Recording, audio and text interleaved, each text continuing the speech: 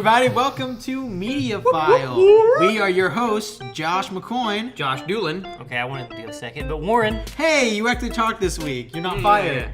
But we are firing Doolin. He won't be here next week. So that's exciting. But if you guys enjoy having me on the podcast, you should say so next week by saying that these guys are bad without me, and then I might come back. Maybe. We're not bad without you. We're pretty bad without him. No. I don't remember. It was that a joke. week, actually. It was a bit. Don't actually make me feel bad about it. Anyway, What did I say? All I'm saying is I've been here for every podcast. it's true, and I've been here for every podcast and will be forever.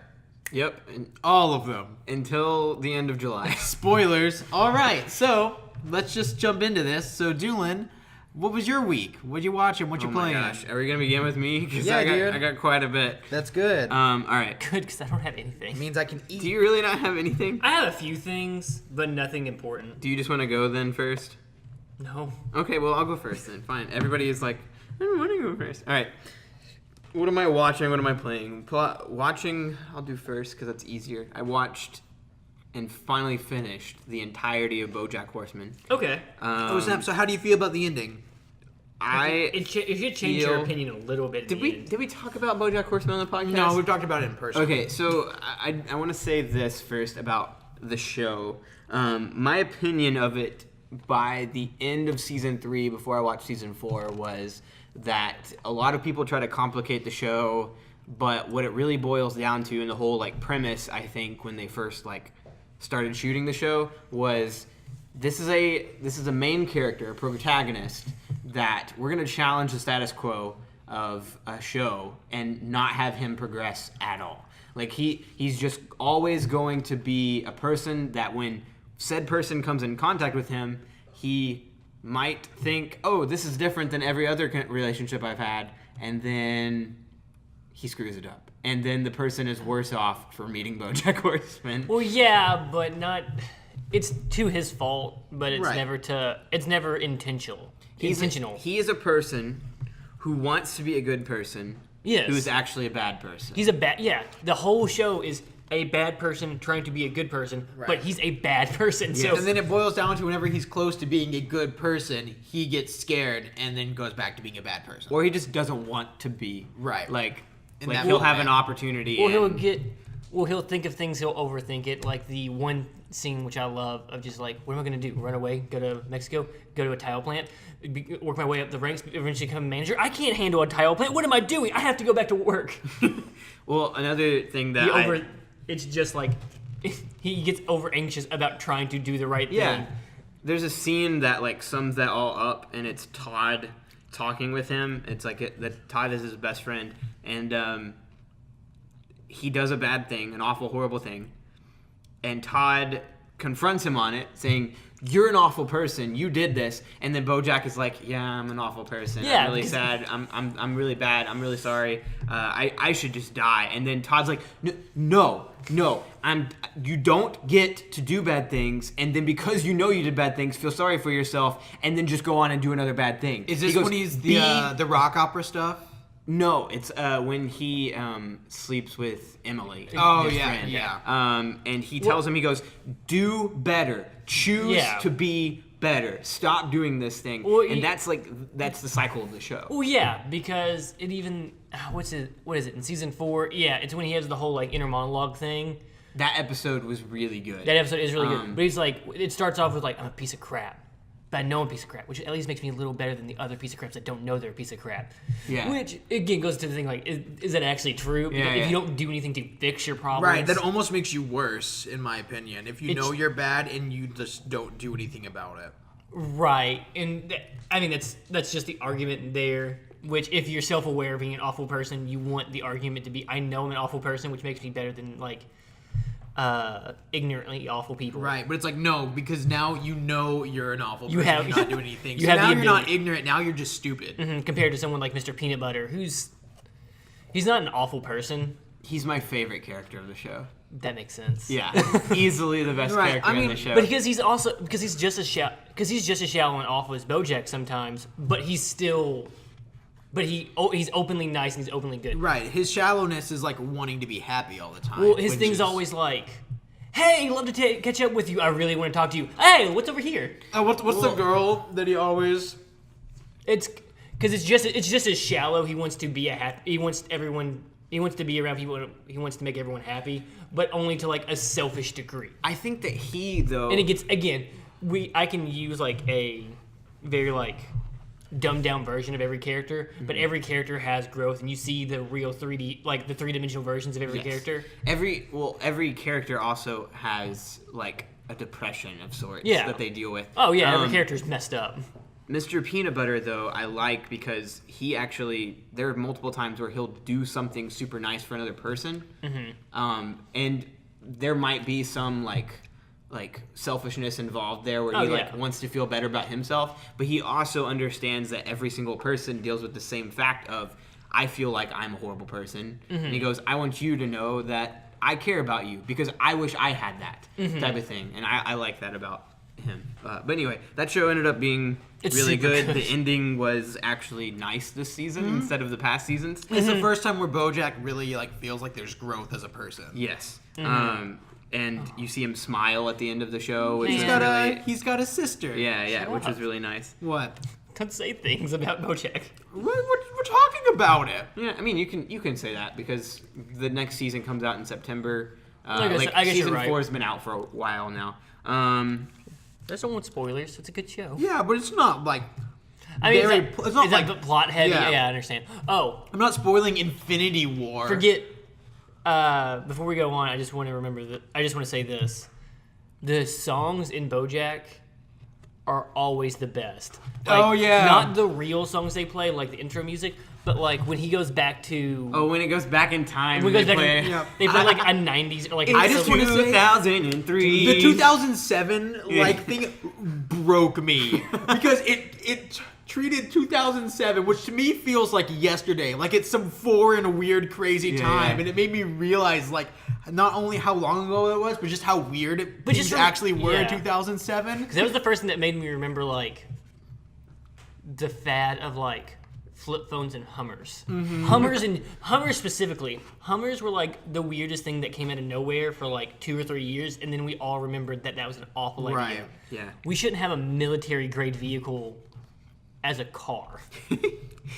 Like it had done that with like previous decades too. Does that with They're doing like the 80s and 90s, and you're like, ha, that time was so silly. Then it happens to that, and it's like, hey, wait a minute.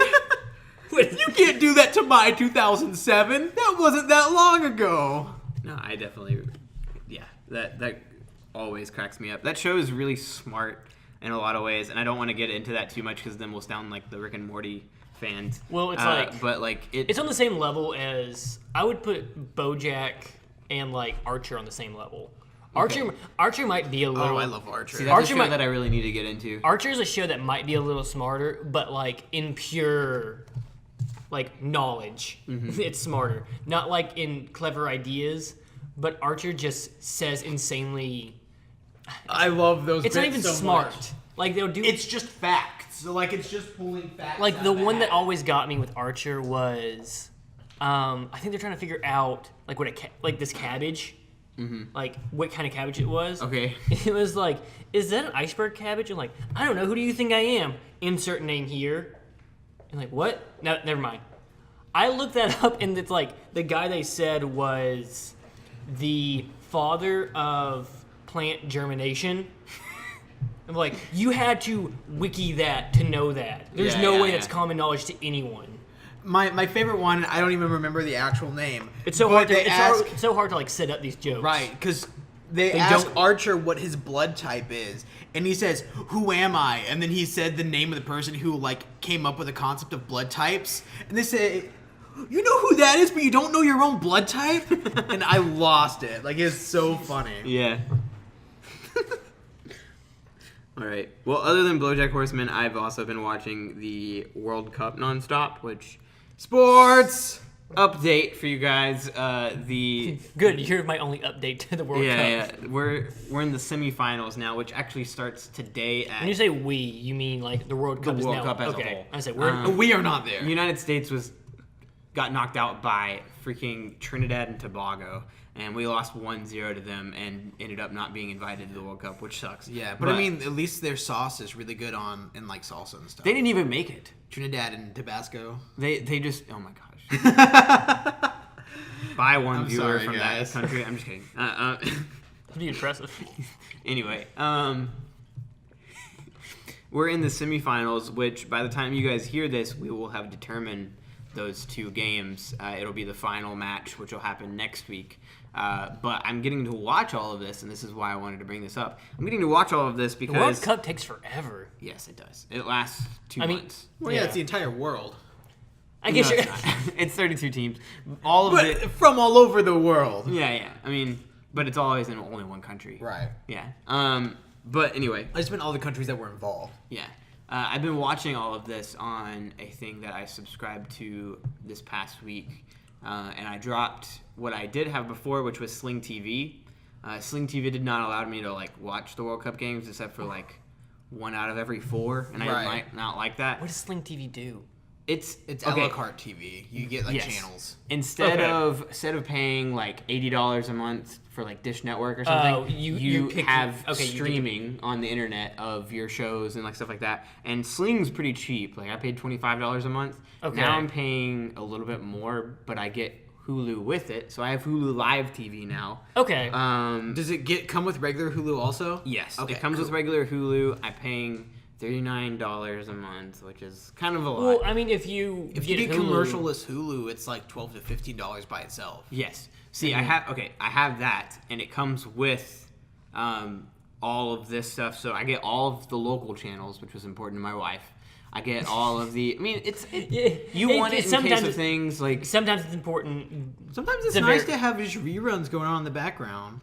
Well, like specifically local channels, you can get like alerts to like tornado warnings or like news stuff like that, and like news that's important to my state and my city. Right. I guess and it makes somewhat sense. And then seems like a very old person thing to say. I get all of the sports so channels. She can watch her stories.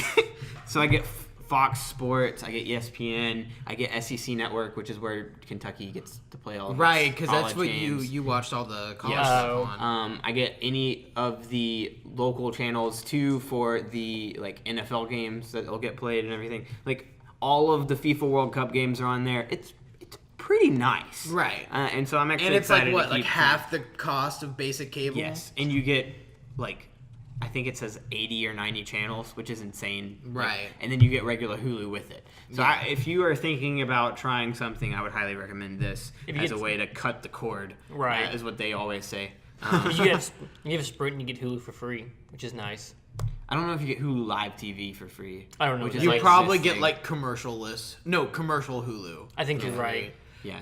I don't ever really use That's Hulu. the same thing that they did with like their student the student discount. You can get Hulu and Spotify for $5, but it's commercials Hulu.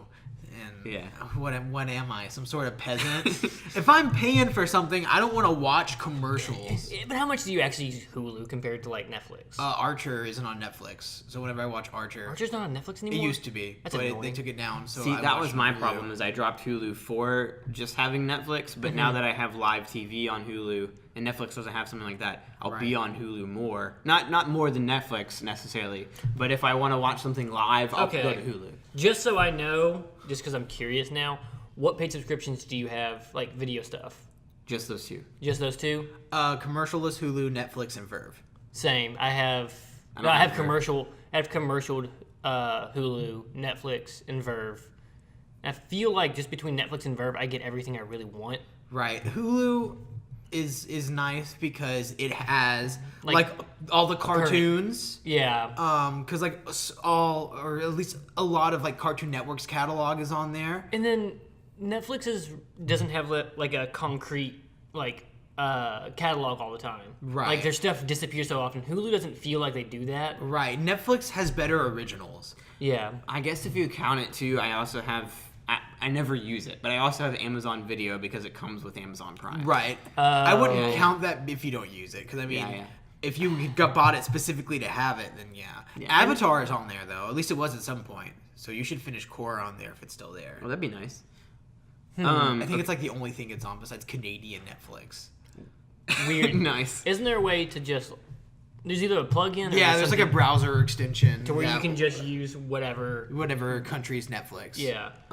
Other than watching those two things, though, this past week, my wife has been out of the country. And so I went on a single-player adventure, having finished, not just played, but That sounds finished like- 4 games. A single-player... My wife left, so I went on a single-player adventure. Sounds like a really sad way of saying I got divorced. Oh my gosh. That did not happen. My wife and I are happily married. It's just a funny way of saying it. Yeah, that is... Wow. It's like a very legal businessy term of trying to say divorce. I chose player 1 instead of 2 players. No, but I did play a lot of games that I've been meaning to catch up on for a really long time. I talked last week about Assassin's Creed Chronicles Russia. I finally finished that. Josh, you were alongside of me when I finished that. You can understand my kind of... I liked it, but I also was very frustrated with the game at times, too. There was a part at the end where he was running away from a tank, and it just really felt like you could do the exact same thing over and over and over again, and it not work, but also be the thing that you're supposed to do. Yes, and then all of a sudden, for some reason, it will work. Yeah. What is also really, really funny about that is that we kind of got a confirmation as to how awful this was when I got the final achievement for beating the game. Oh my gosh. It pops up and it says, this is the percentage. game. And then also what achievements do now is it'll show you what The percentage of people who play this game have gotten this achievement. Guess, Warren, what percentage of people? 6%. Half that. 3%. 3% Oh my God. of people who played that That's game my favorite thing. finished that game. I don't know how long it's been on Xbox, but that's always been my favorite thing on Steam. Is if you go, I can't remember the website. Maybe it's Steam Spy. Mm-hmm. But you can look up any achievement for any game. Yeah. And that's the best metric of figuring out how many people bought it to how many people beat it. Yeah. Or how long people played it. Right. Absolutely. To where if you go on the first level, 98% of people beat it on the first level. Cool. Second level, 40% of people who have this game beat it just slowly drops off over time. And if it quickly drops off, to avoid that crap. But I am interested, after playing a little bit of that, playing the India one. Because Yes. that's the one that you said has gotten the best reviews that people said was good. I think that I actually might buy that one because it's not very expensive. None of those games are. Yeah. But I'm willing to try it. Not now. Yeah, they were $20 new, maybe. Oh, Yeah. okay. You can buy for $30 all 3 of them at GameStop, a collection thing. yeah. Okay. Anyway, I finished that game. I finished for the first time, and this shows you how, not necessarily bad, but how well it kept my attention when I played it the first time, and also how long it was, because I looked up how long the campaign was after I finished it, and it was just way too long for a campaign for this game series. I finished Halo 5. You campaign. never finished Halo 5? I played a lot What's of the the story? multiplayer. What's the story to Halo 5? I don't know about Halo 5. I think Halo 4. It's a split story, right? Halo 4 I really, really liked because it was That's the one where you're trying to save Cortana because she's being corrupted. Yes, and that actually is a central plot to now this generation of it. Okay. And so things with AI, whenever they get created, they have a limited lifespan before they start to just decay and not and that's what work happened in Halo anymore. 4. And that's what's happening to Cortana. But they run into the Forerunners, who's an ancient technological robots that were created by people that ended up killing their creators. Okay. So if you think if you've played Mass Effect, it's the Geth versus the No, not Saurians. Quarians. So these Makes sense. These people create robots. Robots help them for a while, and then all of a sudden They turn on them. They turn on them because they see that. They develop singularity. Yeah. Yeah. And it's this whole idea of the created versus the creators. Yes. And so she actually gets plugged into the Prometheans and stops them, and you think she dies at the end of Halo 4 because she explodes with the Prometheans, whatever. Okay, I But remember this. What This makes ends sense up now. happening though And what sets up the plot for this one is Master Chief finds out she's not gone. She's actually plugged in to the Forerunners, like... No, she is like one of the Forerunner things. Yes. Okay. And she's actually leading the Forerunners now, and she wants to help humanity evolve, basically. What it comes down to, though, is that Master Chief is going to try to, what you believe at the beginning, join her, and you are in charge of Spartan Locke, who's this other guy who is who's in a group of 4, because the whole campaign is set up to be played with 4 people. Maybe that's why I didn't finish it too, is because I didn't always constantly have people to play you're with. supposed to play through that? You don't have to. But like the story is kind of built for it. It would be easier, a lot easier, certain parts of the game to have other people with you playing. Gotcha. The AI that are with you, because it's always a squad of 4, are not very good and they're not very reliable. And so if you're playing by yourself, you have to face enemies that they created to be faced with 4 people. And so it's a lot harder. But throughout the game, it's Spartan Locke chasing down Master Chief, and it switches between the 2 squads. Okay, that's so cool. you get to be with Master Chief for a while, and then you switch back to Spartan Locke, and then they meet up. And Spartan Locke is like hunting Master Chief, yes, right? at the beginning of the game. And then by the end of it, and this is what I learned when I was finishing it, was that Master Chief realizes that Cortana is not in the right.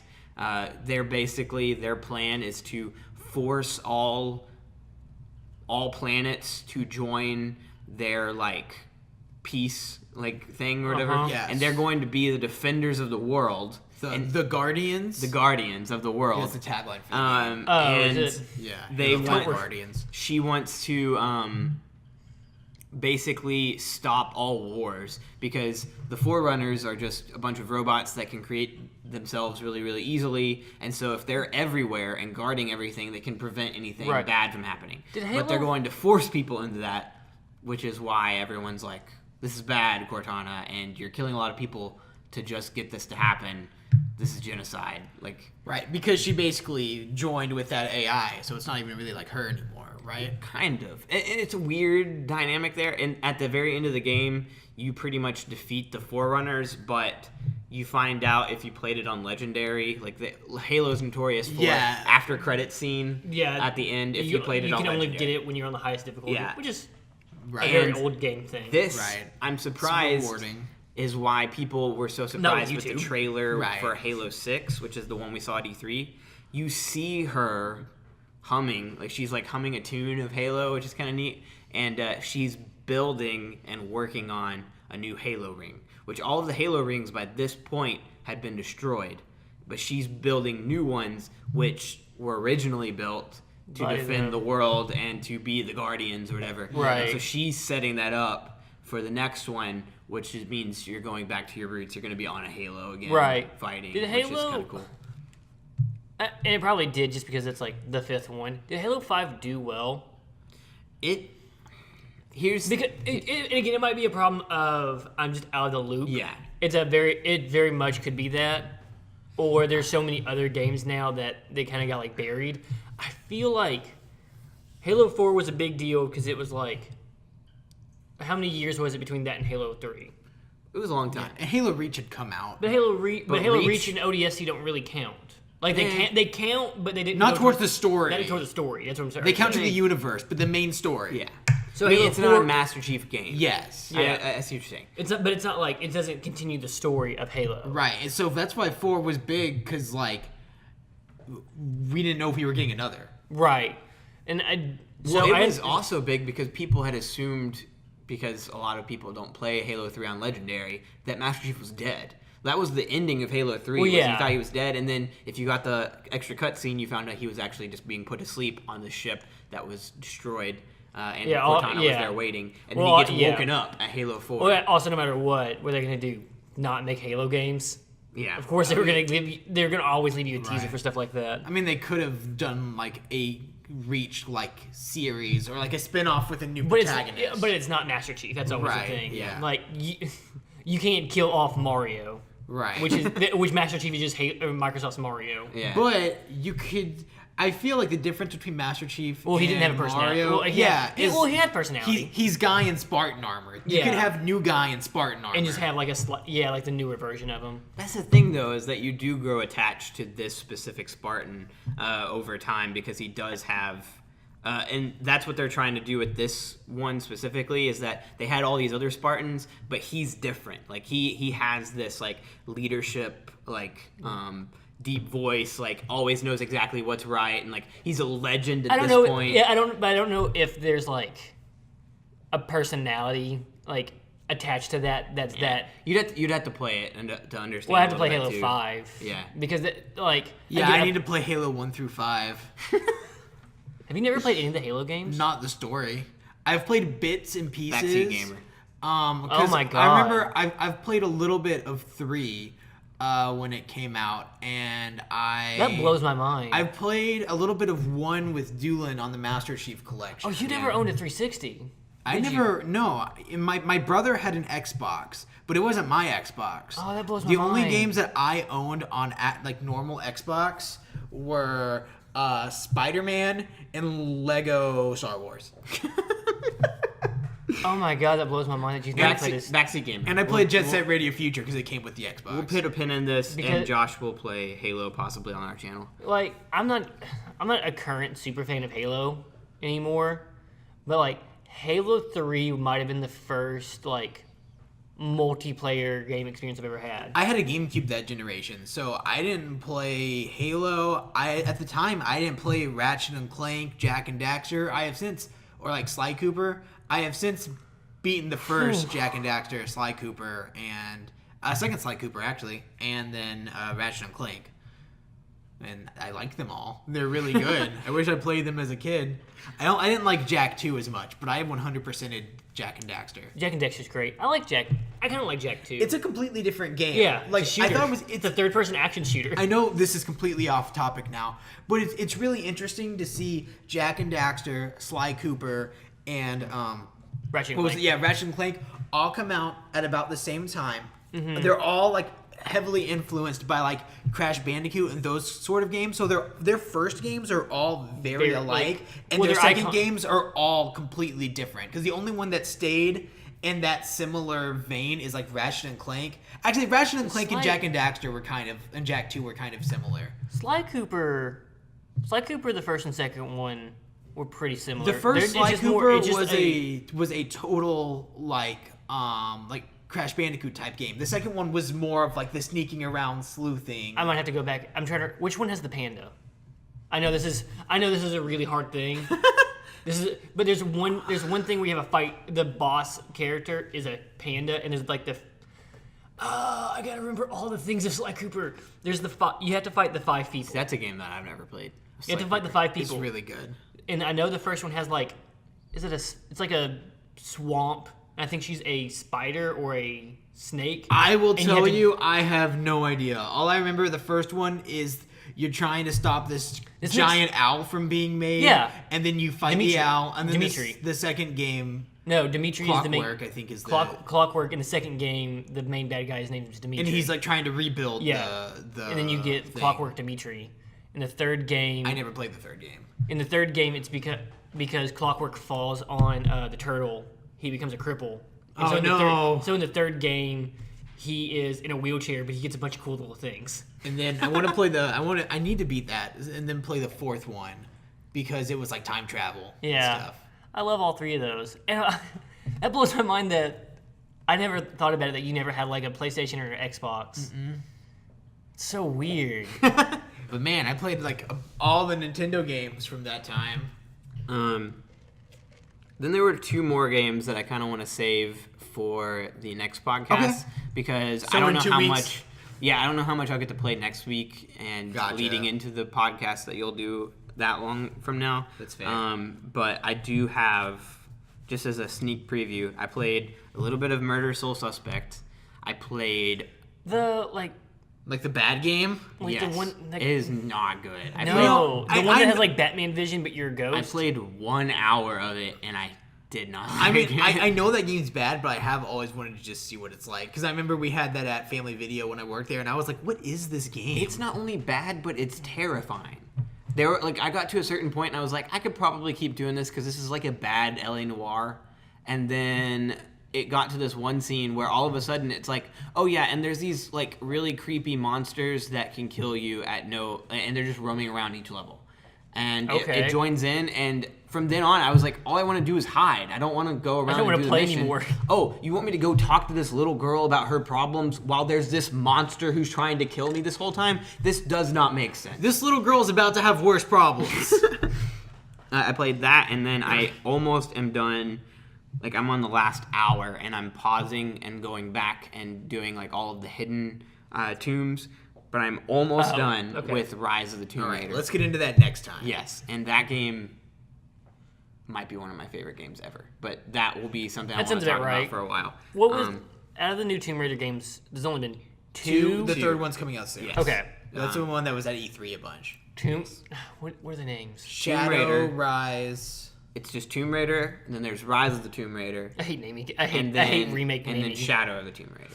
The only reason I hate them is because they all have the same like tagline. It's always Rise and like Shadow. And all that stuff. It went the route of the Dark Knight and the Dark Knight Rises. Because the Rise of the Planet of the Apes. It's what? Rise of the Planet of the Apes. And then it's I don't remember. No. First one is it just it's Rise, Dawn, and War. I think it might be Dawn, Rise, and then War. I like it when they just do like they just simplify it down. The Fast and Furious. Fast and Furious. The Fast 5. Or I think it's Too Furious. That's I think I my might have used favorite. it. I might have used it before, or I might have used it talking to you guys. The Halloween naming conventions. Yeah, because there have been like 3 that are just called Halloween. The new one coming out is called Halloween. The Rob Zombie one was called Halloween. The first one was called Halloween. That means they've done the reboot thing where you just drop everything else twice. Yeah. Yeah. Like that'd be like if like Spider-Man, like all the Spider-Man reboots, if they all didn't have their like tagline. If the first one was Spider-Man, the first Andrew Garfield one was Spider-Man, and then if the Tom Holland one was Spider-Man. Yeah. Just silly. Because Friday the 13th at least have like the guts to just name it, the number it is. Jason X. We've had 10 of these. Is that why it's called Jason X? Yes, it's the 10th one. Okay, I thought it was just because he was in space. I mean, that's why they call it X instead of 10. To give it that like, oh, X feeling. X Factor. X means space. Yeah. The only other thing I was going to say was I watched you play a game, but I figured I'll get into that on mine. Really quick, because we were talking about the Jason thing. I'm not like an avid like horror movie watcher. Did you know that Jason wasn't even the villain of the first Friday the 13th? Yeah. No. Yeah. You didn't know that? No, wait. No, he's not. Yes, I knew that. Okay. Yeah. I didn't know that until, I mean, I've known it for a while now. But when I was looking up the stuff because the Friday the 13th game came out, I'm like, wait, Jason's not even the guy until the second movie. And he doesn't even get his iconic look until like the third one. Yeah. Jason. Yeah. That's so weird to me because he's such an iconic character, and it took literally 3 movies to get there. The first movie's really scary though, still. Yeah. And it's his like mom, right? Mm-hmm. The ending of the first movie. Because the first movie, there's no like supernatural powers. It's just a crazy lady. Yeah. Yeah. That's why in the game, like Jason can hear his mom. Yeah. Because he's like crazy demon guy. Go get them. Yeah. Yeah. Get my sweater, Jason. It's really creepy. Did you see all the stuff that's happening with Friday the 13th right now, the game? Yeah. They can't update anything else. I'm really confused because if they made the game, that means they had like the rights. So what happened? Okay, so I saw this and it's super weird. So they just did like a new update where they added a bunch of stuff really fast. Yeah. That they were trying to push out. They're not allowed to make anything else because coming up, I think it's July, which is like the end of July, there's a new law in California to where, so the thing happens where Doolin, you make something up. Yes. And then I'm a big company, and then I'm like, hey, I like your thing, I'm going to buy that from you for $30. Yeah. I take your thing, I make a movie out of it because I took your idea, and that thing becomes $1 million franchise. Yes. You got $30 out of it, but But I paid for it. You agreed to it. There was a transaction. Yes. I now own that. You agreed. You agreed to a price, not a percent. Yeah, you agreed. They're changing that. Wait, they agreed that.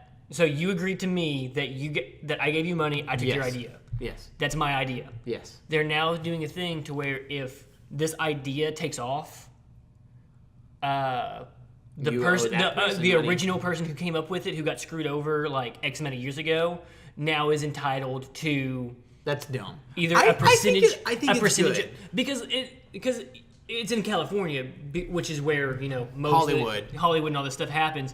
Of just like, I have this idea, but I'm really poor. Hey, I'll give you $30 for that. I gotta eat here, right? And then they make a thing about it. It's like that old stereotype of like old Motown singers like getting paid $100 for all their songs. Yeah, but where does this end though? Is the problem? Which is where this problem starts, is with Jason. Of just like this guy who said he helped write the first Jason movie, and I might be getting some of these facts wrong, but this guy who said he helped make it and is arguing like, I own part of Friday the 13th. Okay, so Friday the 13th, the franchise is under a legal strain right now. Because of this law that's just now... This law will not go into place until like the end of July. But it's not like the game's fault. The game's just suffering because of it.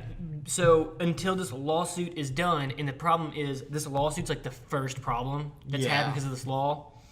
And so whatever the like lawsuit ends with is going to set the precedent for this law in California. I just don't. So this law has to be like this lawsuit has to be done very carefully. Right. So, because the judge is like, I don't want to be the one that like calls this, because if whatever I say, it becomes like the new law. Yeah. So we're gonna wait. Send that crap to the Supreme Court. Yeah, and so the company who made the Friday the 13th game is like, until that law gets figured out one way or the other, we can't make anything new. We're in stalemate. Our hands are tied. So we just have to wait.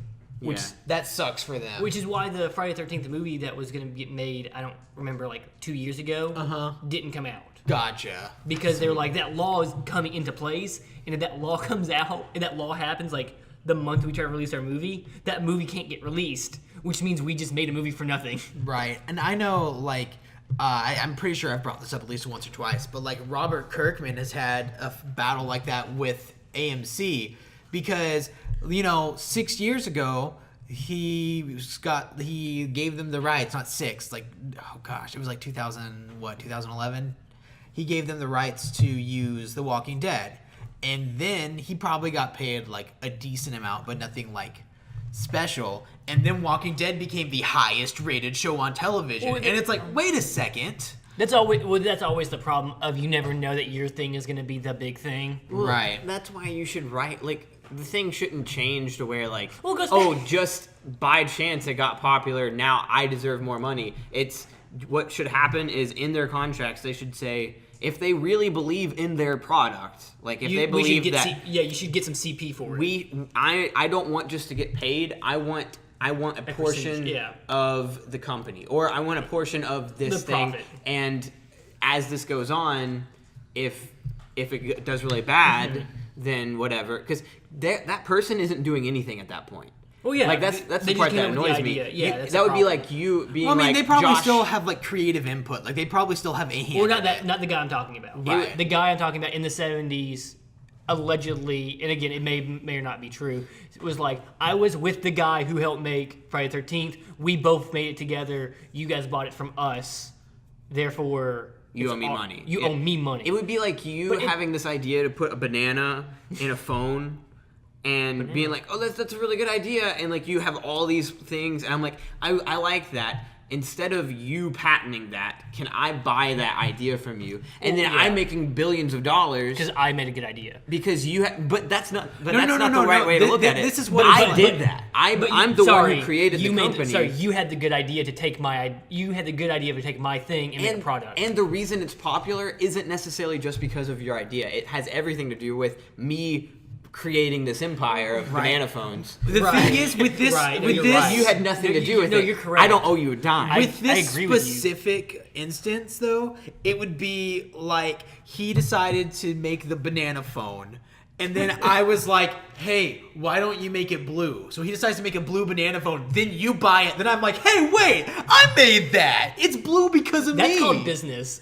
If you ever work in marketing or anything, the thing that drives me the craziest is there has to be, when you come up with ideas, there always have to be people in the room that say something to change your idea, to change an idea, just to validate they exist. Like, hey, look at this new poster. That poster would look better if you did it on blue instead of red. But I did it on blue. Or but I did it on red. Well, yeah, but make it blue. Okay. Hey, your poster was a big success. No, my poster was a big success because it was a blue poster. You're welcome. I deserve a raise. That's my least favorite thing in marketing. Well, another person who does this exact thing, and it's funny because we're getting into news now, but the argument that has been in play for a really long time is the Witcher guy. Who love this. I love that guy so much. He's so stupid. It's the Witcher series was a book before it became a really popular video game franchise. I think I told you about this. I think I told you about this on here. I actually learned about it from another podcast. Oh, okay. But we're regurgitating information, guys. No, not necessarily. I have it's just a fun thing of just like, because you're talking about it. Because you're talking about the guy. He made the book. Yes. And then the company, the game company approaches him and is like, "Hey, do you want a lump sum of cash?" Or do you want a small amount of cash, but a percentage of everything we make? I don't even know if they offered that to him. What I do know, though, is that they bought the rights to make a video game of his book. He agreed. He signed it on pen and paper. He himself is not going to create a video game. Right. So he deserves none of the money that they're eventually going to make other than the money that they're paying him for his idea. Right, because, I mean, if anything, this could point people back to his work. Like, well, but... Which it did. Yeah. There's so many annoying things about it because the guy was offered a percentage of it, a percentage of the sales of the game. Right. Or he could take this lump sum. Yeah, and he was like, "Screw you! Video games aren't going to be a big thing. Who's going to Those are just a fad, like Pokemon. I'm going to take that lump sum and run because you guys are going to fail. Thanks. Game becomes a big success. Okay, I deserve some of that money. You guys tricked me. Also, no one would like the video game if it wasn't from my book. People who read my book played your video game because they found out because of my book. Yeah, you're only making money off of my book's success, which is awful. First off, that's not right. Second off, the first Witcher game came out in America before the translation of the Witcher book. If you were American, you didn't know about the Witcher. Didn't even know it was from a book. You couldn't know. Because it wasn't translated. Yeah. Right. You had to get, people have, not fan translations. I don't know what the equivalent is for a book. I guess. The same thing, fan translation. I guess. A fan sub. I guess a bootleg. Bootleg. It's the same thing, though. You had to get a bootleg version of The Witcher. So, all that to I say, love that guy. He's so funny. Is if you created something and you want the money that the thing gets popular from, don't agree to a lump sum. Always agree to a percentage. Yes, because if not, that is 100% their right to make as much money as possible. Right, because you signed a contract. And they don't have to But pay not if this law gets passed. That is dumb. That is the dumbest thing I've ever heard. Well, I mean, the best, idea, or the best, example of this was always, George Lucas with Star Wars, where they were like, hey, George, we can't pay you that much money for this Star Wars idea, so what if we do something like, I don't know, give you 10% of every toy sale? And George was like, okay, sure, I guess. Fast forward 20 years. George Lucas is a billionaire. Because he took that idea because they thought it wasn't always going to work. Take the percent. Unless you think your idea is dumb, in which case you probably shouldn't have came up with it in the first place. Yeah. Well, the hard thing with that is always usually the hard thing is, and this is the counter issue or the counterpoint to it, is in the situation, it's really easy to take advantage of a creative. Right, because the law is there to protect the little guy from the big companies just trying to Because you can go into a thing and just I wrote the song. I really want the song to be good. I got to eat this week. Hey, guy, I'll give you $30 for that song. But food, okay. Oh, hey, #1 single. Dang it! Why didn't I think of that? Well, then they should write in contracts. Which again, it should be a legal thing where from now on you have to write a percentage in it. like they get 1% or 5% of the sales from this that they make from this song. Because there's so many people that happens to. I'm trying to remember. There's a drum beat that's in like every song. I can't remember the drum beat. Is it the No, because that's in like every. Yeah. No, I'm just kidding. It's basically like the. But how can you you can't? But it's a sample. Oh, it's a specific sample. It's a specific sample. I was like, you can't patent a drum beat. I wish I could remember off the top of my head. Watch me. I wish I could remember the example, like the actual name of it, because it has like a something swing beat to it, to it, and it's used in like most early '90s rap and now current pop music. And there's a list of how many it is. But the guy who was the drummer in the band is like 76 now, because the song's like the 60s. Right. And he's never seen a dime from any of it. But the literal beat that he made that got recorded, got put in other songs, which made people like Jay-Z, Dougie Fresh, all these people millions of dollars. He's like, I did it. It's like, yeah, but you probably did it for a company, and they got the sample from the company. So it's like... It's always dependent, and that goes into, like... do you own that? Well, it goes into, like, remix culture. Yeah. Which is always hard. The biggest problem is, like... The only issue is, like... Well, I don't want to pay for all that, because I don't want to give money to these giant companies who just have this giant catalog. Like, well, this 70-year-old man did this thing in the 60s, and you guys are making millions of dollars for this because the 70-year-old man did a thing, and now he's poor and he's driving a bus. But he gets to go on the radio and listen to his music be used to make everyone else money. Yeah, it's a drum beat. Like, I mean, yeah, but it was still his original thing, and that's when it gets hard. Right, but I'm sure he wasn't the first person to ever do that drum beat. It's hard. It's hard because you go into like. Yeah, you were the first person, but I could have figured it out. Right. But you didn't. I did. Right. I don't know. So it's hard, and it's just intellectual property problems. Right. Especially because music, like, you signed to a record company. It's not your music. If you're being published by someone, whether or not you like that this is how it is, that's not your music. Yeah. You don't own it. Like, the band 21 Pilots right now is signed by Fueled by Ramen, and right before they got signed by them, they released an album called Regional at Best, and it has a lot of songs that were re-recorded for their first album with Fueled by Ramen, Vessel, and they can't officially, like, release or, like, re-release or do anything with that CD. Because it's owned by someone else. Yeah, because of record company stuff. So the drum beat's called the Amen beat, or the Amen break, which was from the song Amen Brother. It's in like 2,000 different pop songs, like anywhere from like Ice-T to Jay-Z to Katy Perry to Lady Gaga. Like all of them rhymed until you got to Lady Gaga. I didn't even try. To Jay-Z to Katy Perry. Oh yeah, you're right. I'm rapping right now. Give me that beat. But I mean, yeah, there's a bunch of different songs like that. It's just sad when the person who did it doesn't get anything. Like you think he'd at least get like some recognition. Which I think like 2 years ago, someone made a GoFundMe for him. Hey, he's getting recognition right now on our podcast. I don't know his name. You heard it here first. That's because he doesn't matter. Oh jeez. Oh jeez. All right. So Halo 5 was good, right? Yeah. Getting back to what we were just talking about. Anyway, Josh, do you want to do your what are you watching? God, we are 50 minutes into If it makes this. you feel better, we just spent like 20 minutes talking about that. Yeah. Okay. That, like copyright. It makes you feel better. I don't have much for my week. Most of my week's been the same, so. Okay, that's fine. We Okay, can so we can go over mine. Real we quick. started talking about Inside last episode, and immediately after finishing, we started to play Inside. Oh, you look like you were meant to say I something. was just trying to scoot up without trying to breathe on the mic. But then why'd you put your face right in? You're like, I hope I don't breathe on the mic. I was going to do a visual thing that doesn't translate. Anyway, so we played Inside immediately after finishing.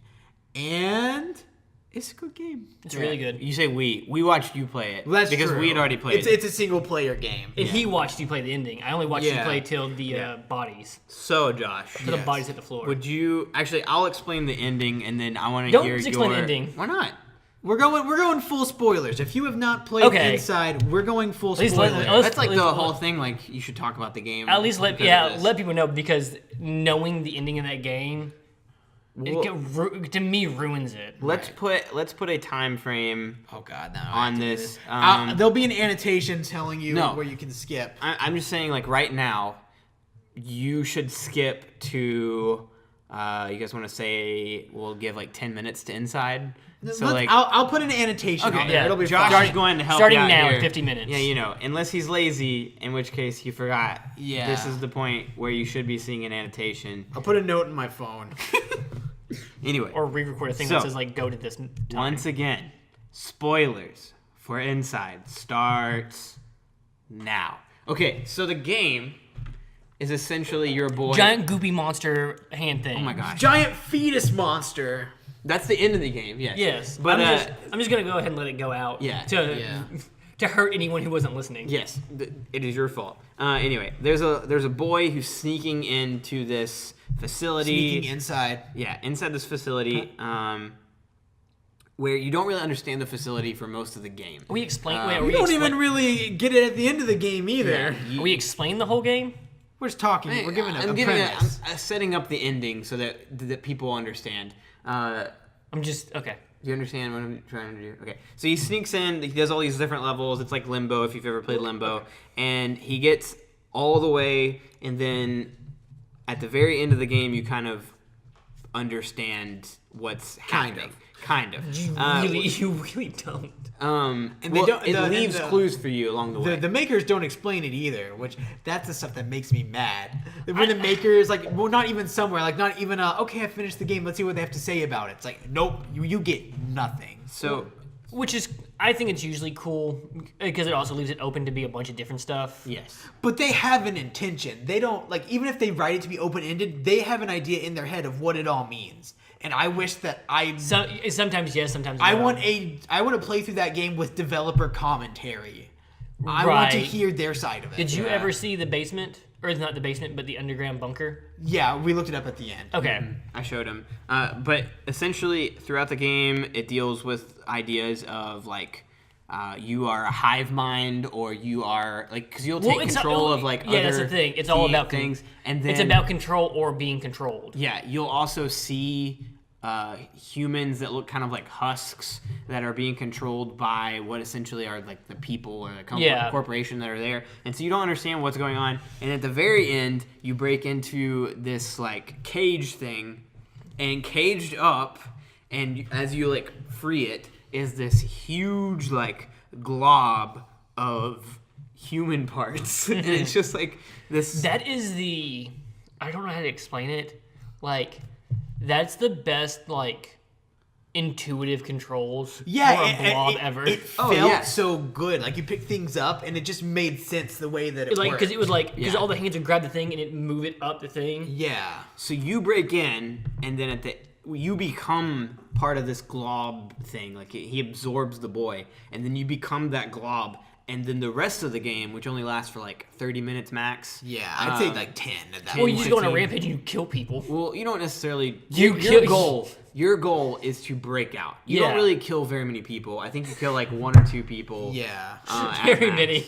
many. Well, like it's the difference between like Godzilla and like a monster that's just trying to escape and isn't minimum its goal. 5. Minimum 5 people die directly because of what you're doing. Maybe I don't know. It's different. You don't kill as many people as I wanted to in that situation. Yeah.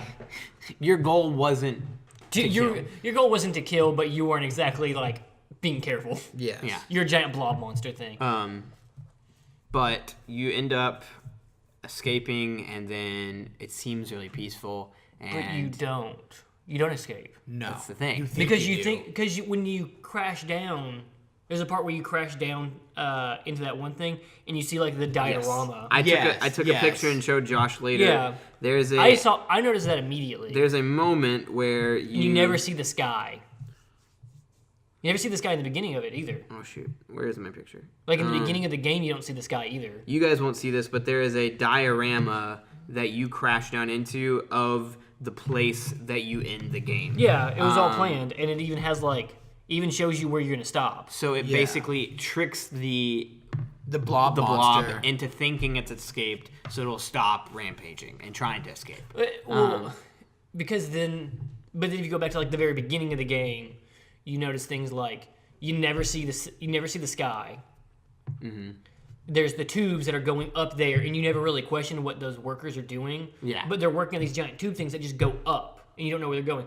So you could ultimately be inside a thing then there's the facility, and then you're the blob monster, and you're inside the facility.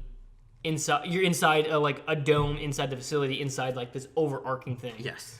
Which is, again, it's weird. Again, I don't know if the game really has that much deeper meaning.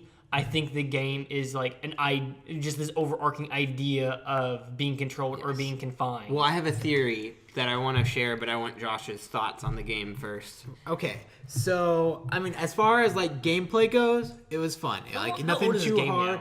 now? A year and a half maybe. Okay. So it wasn't complicated. It's nice. You could easily play it in one sitting. There's no puzzles in that game that are too hard. Right. If you put real thought into any of them, you can beat it pretty fast. The only thing that I'm curious about story wise is one, the kid. Is he from the beginning? Is he being controlled by the blob monster? I don't know.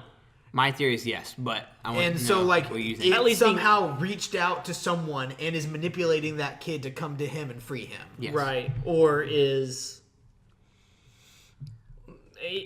being called to it. It could also be a thing of, I don't know, what if it was all planned? What if the whole thing's a simulation? Or either a simulation or the whole thing was planned by the facility. The facility wanted you to come. Right. And how many times has this happened to the blob before? Right. They know it just keeps trying to escape. So they orchestrated a way for it to escape and think that it. And then it does it again. Another person comes in. Because as soon as it ends, it doesn't go back to the menu. As soon as it ends, you start at the beginning. Kid jumps out. Yeah. So you don't know how many times this happens. So it's a loop. There's which could be the thing. My problem with stuff like this is always, when it comes to game design like this, I always think they had a cool idea. Here's the baseline idea of it. Let's add some stuff to make the ambiguity a little harder to figure out. Mm-hmm. And then that's it. There's not deeper meaning to it. They just added this is the tone of it, and this is the overarching idea: control or simulation or trapped. And that's what I have, and I want to make things that give you that feeling. I don't know if there's a deeper story to that. I know, or I don't know, but I feel like I never believe when the kid is. I feel like the kid is being controlled, and one of the things that I think gives merit to that is there's a point in the game where you there are these mind control things, and you go in and you can control people, and there's a point where you have to lead someone who you're controlling into a mind control helmet to control someone else. So the game tells you that someone who's being controlled can control someone else. Yes. Right. And then you get to a point later in the game where there's this scary water monster that if it gets you, you die and you start over from she grabs you. But at one point she grabs you and takes you down even further. And from that moment on, you can breathe underwater, and you can control people without the helmet. Mm-hmm. So I think at that moment you die. The kid is no longer alive and is completely being controlled by the blob at that point. Doesn't the... Because you find the mind control helmet that breaks off once and you can control people with you. And then after that, you die. And once you get pulled down, and the next time you encounter bodies, they follow you and you're not wearing the helmet anymore. Doesn't the girl give you a thing to control you, though? No, she doesn't give you a thing to help you breathe? I thought she does something. She pulls you down and then leaves. And you're just suddenly underwater and you can breathe. Because her whole thing is to just drown. Or she just grabs you. Because she's in multiple places. Yes. Yeah. And if she catches you anywhere else, you just die. I want to say I want to say the underwater thing isn't. It's confusing because I want to say that the underwater thing isn't inherently bad or evil or like it's trying to kill you. I want to say like it could be like someone who tried to get in before and they didn't make it. Well, I think the thing I don't know how much to read into her. Right. I think she's just like if she sees something, she wants to kill it. Like animalistic. Like there's something in here, I'm going to kill it. I just don't know because I want to say that, but again, for the first like hour you see her, all she does is kill you. Right. So and then I feel like once you get to the point where she pulls you down to her place, that you are close enough to the blob that it can control you, even if you're like dead. Yeah, that could be it. I'm just not sure. When it comes to games like this that have like ambiguous endings and like a very thin theme that goes over the whole thing, and the developers are always like, "There's a deeper story, but I'm not going to tell you," or whatever. They'll give hints. I'll believe if you do like some research on it. They do. They have given some hints. But my thing is either it's just one guy's thing, he's not telling anyone else, or there's really not that much of a deeper story. They want you to have it interpret it your own way, but they need to say something to. Right. There's not like a bigger world. There is this location, and that is their story. We don't have this super expensive universe that you think we have. Before you get too far into that theory, I want to share this one theory that I hold for these games, because I think both Limbo, which is the game they made first, and Inside are connected. Not because the boy is the same boy or anything. I don't think these characters meet each other ever. But there is a thing in Limbo that we already get introduced to the idea of mind control that gets expanded on, I think, in Inside. And it's those little, like, white, the parasite things that take over the body of the character from Limbo. If you remember, it'll fall on his head and it'll make him walk, and he can jump. That's it. But until it gets eaten, that's what's inside the pig. Yes, it's inside too. Yeah, and that's why a lot of people theorize, and people who created the game have added to this that is basically like an alien that has dropped on Earth, and they started out as just parasites. And it became a bigger and bigger problem as time went on. I hate looking at and it. Inside, there are corporations who are now trying to understand it and trying to right. It's the next step of it. It's development of it. And so the boy is kind of like it has the parasite. It can still think. And I like your theory where he dies at the water thing, and now the thing has total control. Because from that point on, something else that you can add to that theory is beforehand, the boy would use the mind control thing to have things follow it. But from that point on, he can do it everything follows him. Not only do the husks follow him, but when you are in the water at that point, all the fish follow him around too. Oh, yeah. Everything follows him around from that point because he is now fully the hive mind. That's so true. He is being controlled. The hive mind is just a larger form of this original parasite. I gotta remember the scene. You guys watched it, so you guys probably know. The scene where she kills you, or she drags you down on the way, she doesn't put a parasite in you, does she? No, she does not. She just drags you down. She just drags you down and then she leaves. Because I guess she assumed that she did her duty and killed you. Okay. I don't put a whole lot of thought into everything that you run into. Because I don't really understand the facility. There's a lot of things with like anti-gravity that doesn't make sense. Oh yeah, or the giant like boo sound explosion part. Like all of that doesn't really make a whole lot of sense. But some of it's truly just gameplay crap. I think in all honesty, the whole idea of the game is based around this alien has now learned not only to control one body, but to add bodies to it. And that is what is inside this facility. And the next game will no doubt probably deal with the same type of thing. In fact, like, this whole thing could be them using this boy to test the parasite. To see how, that's what it is. There are even parts that are set up to where like, oh, you need 20 bodies right here. Yeah. Why does this room exist? Yes. To test the parasite's ability to gather people. Yeah. I think that's the whole thing ultimately, is the whole idea of that game is you're not in control. Yeah. The whole idea of the game is you're not the one making the decisions. Right, and so like the bunker ending, you literally go to like the control facility and break it. And where you turn everything down. If you notice, like when you shut it down, he himself. So that helps to go over. with that. That's true. Yeah. Because that's the whole idea of the game is you're not in control. Mm-hmm. The boy is just going to the facility because the parasite's making it. You become the parasite, the hive mind. The hive mind tries to escape, but ultimately you're not in charge of escaping. Even when you think you do, the facility stops you, and the facility makes you think you're there. So even though you win, you lose. One of my favorite theories, though, that people hold to this game is the idea that the boy represents the individual.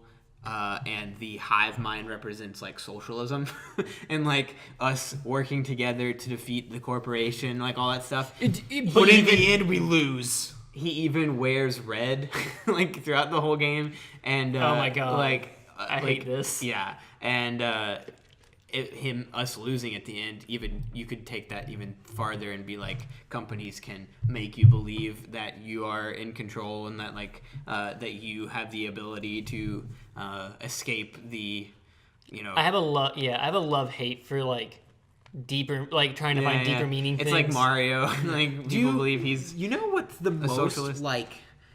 like weirdly socialist children's movie? Freaking A Bug's Life. Yeah. It's all about the people, like they literally have the quote at the end. They're like, this is how it works. The ants get the food, the ants eat the food, and the grasshoppers leave. Yeah. It's all about the workers and all this stuff. And I was like, oh my gosh. Well, I mean, even The Incredibles is like very, what is it, utilitarian? I'm trying to think. It's very anti-socialism. Mm-hmm. It's like... Because they don't want... Because if everyone's super, no one is. Mm-hmm. Because Syndrome's ultimate goal, if you think like equality is good, in the end, Syndrome's plan is kind of right.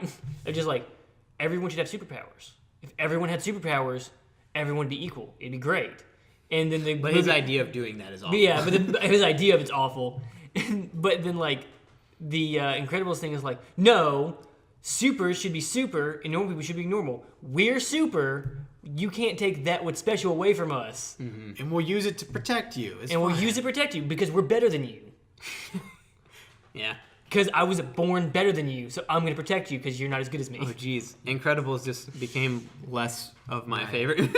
You can say that all men are created equal, but you can't say that I'm created equal with someone who has perfect pitch and photographic memory.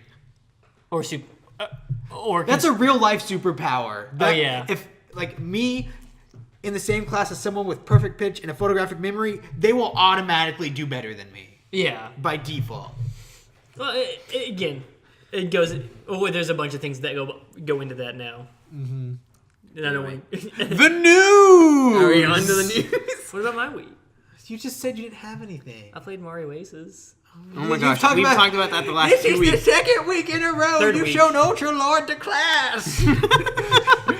I played Mario Aces. I played some Smash Brothers. And you played some Street Fighter. I played some Street Fighter. All right. I put in Overwatch, maybe. No, I didn't play Overwatch. Oh wow. That's news. Breaking some new ground there, Copernicus. I watched all of Harmon Quest. Dude, I love Harmon Quest so much. I just love the idea of doing a D&D campaign and someone animating over it. Right. Because it's just what it's what you want every time you play a game of D&D. Yeah. Also, some of the guests they have on there, like 1 week they'll have like random obscure person, the next week they're like, Elizabeth Olsen, and it's like, oh, that's a name that's bigger than I expected to see. Nothing made me laugh harder than the episode with Patton Oswalt. Yeah. In a second. I love Patton Oswalt. Because he's like a little like sand druid. Okay. And he like is like everything ends up happening, and I'm trying to remember what it is. They bring out tea, and they say, I use my perception to see what Patton's face looks like. It's like, he looks suspicious that when he hands you the tea. And they're like, oh, I attack his grandma. Oh my gosh. And he's like, why are you attacking my grandma? Like, you look suspicious handing the tea. It was like, this is the tea we give everybody. It was like, what's your perception? 2. It was like, so he didn't look scary when, well, I mean, you thought he looked scary. And so they do all this stuff, and Patton, like, does summon nature, so he summons a gorilla. Yeah. But it's a critical failure. So the animation is like a gorilla runs into the room, banging his chest, attacking, and just falls in his face, chokes on sands, and dies. And so Patton's response and everything was like, you guys saved my village, you attacked my grandma, and now Mr. Bobo's dead. And I don't know what it is about this, like, seeing the visual of that image. It's just so great. I love like seeing the visual of just the insanity and like just people randomly saying D&D stuff. Yeah. Also, every guest is great. Yeah, I love it. It's so much I fun. like when Britta. Yeah. Because she just like breaks the fourth wall. Like from Community? Yes. Okay. She's just like, I'm Chip. I have 13 perception. And I'm very good at diplomacy. My diplomacy is in fact 10. So I know how to talk to you. I'm going to say something encouraging to you now. At the beginning, they always ask the guest, like, how much roleplay experience do you have? And she was like, I have never played anything like this before. It's her and then That's awesome. Aubrey Plaza, April from Parks and Rec. Yeah. Oh, yeah. I forgot Because she was she's on just there. like, because I'm going to guess in the show that like someone approaches them before the recording and they're like, to like the guest star, because the guest star is always a one-off. Yeah, Spencer probably goes through with them because they always have a character that affects the story somehow. So I'm gonna guess in the show they're like, okay, look, you're this, you do this. Your goal is this. Your goal is this, and you need to use this to do that, and you have to die at the end, or you have to go away at the end. So do those things. Yeah. And Aubrey Plaza's like, she's just so blatant about it. Yeah. It's like, we need to get this. We need to get the glasses to unlock the door. What? Just give me the glasses. And you're like, how? Okay. And they do it. And she's just very blatant of like, I need this, this, and this. Do that. Like, how do you know that? You're like, because that's how we win the game. Like, this isn't how this works. Yeah, you're not supposed to. It's funny because one of them, because they know they're one-off characters. So I forget who, but one of them like blatantly sacrifices themselves at the end. They're like, "We need to go." She's like, "No, this is the only way. I have to do this." Oh yeah, I got my bomb making kit. I'm gonna go commit suicide over there to save you guys. Like, we could just leave. No, I have to. It's like, "No, I'll do this." It's really funny. I love it.